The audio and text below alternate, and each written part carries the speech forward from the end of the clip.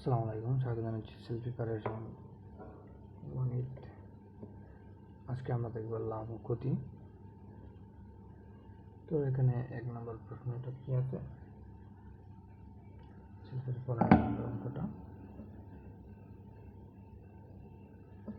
বলছে একটি দ্রব্য x% গতিতে বিক্রয় করলে যে মূল্য পাওয়া যায় 3x% লাভে বিক্রয় করলে তার চেয়ে 18 গুণ বা 18x টাকা বেশি পাওয়া যায়। দ্রব্যটির ক্রয় মূল্য কত? তো আমরা এখানে বলতে পারি যে মনে করি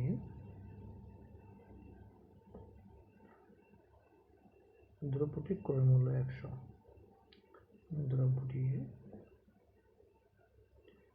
ক্রয় মূল্য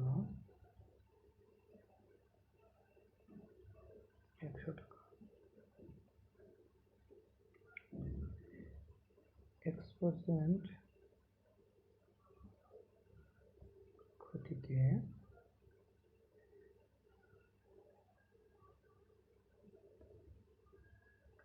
দ্রব্যটির বিক্রয় মূল্য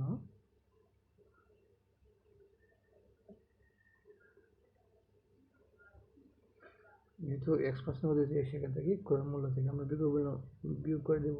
তো ক্রয় মূল্য কত? 100 মাইনাস x টাকা।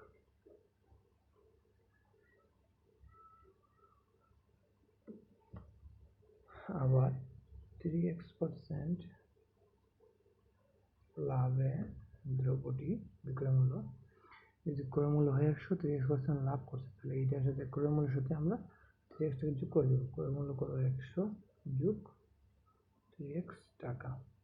ঠিক আছে, এত বিক্রয় মূল্য বেশি কত আছে আমাদের কাছে? এটা তো একটা ঋণাত্মক, ঠিক আছে, 100 থেকে কম সংখ্যাটা দেখলে বুঝেছি সেটা কম। আর বিক্রয় মূল্য 100 প্লাস 3x, তো 100 সাথে যোগ, এর মানে অবশ্যই বিক্রয় মূল্যটা বেশি। এক্ষেত্রে আমরা বিক্রয় মূল্য বেশি আসছে কত? এটা থেকে এটাকে বিয়োগ করলে মানে লাভ থেকে লাভ হচ্ছে একটা বিক্রয় মূল্য আছে, এটা থেকে যে ক্ষতির বিক্রয় মূল্যটা বিয়োগ দিলে আমরা বিক্রয় মূল্য বেশি কত পাইতেছি। এই ধরনের অঙ্ক তো এর আগে করছি আমরা।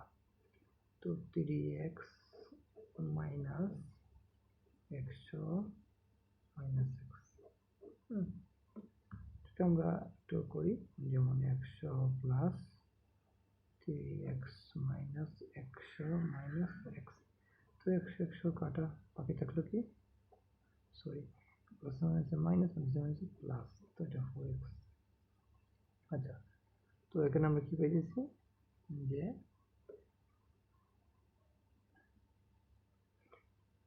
যদি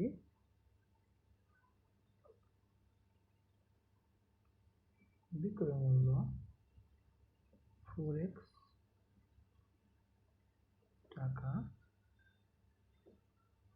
বেশি হয় তাহলে ক্রয় মূল্য 100 টাকা।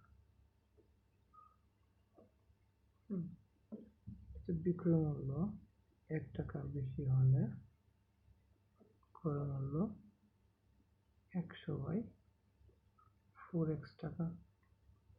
এখন কি বলছে, 3% লাভে বিক্রয় করলে তার চেয়ে 18x টাকা বেশি পাওয়া যায়। ঠিক আছে, তো বিক্রয় মূল্য 18x টাকা বেশি করলে 100 ইন্টু 18x, সরি এগুলো ইংরেজিতে দেওয়ার কথা ছিল, তারপর হচ্ছে 4x, তো x এ কাটা, আর 4 একে 4,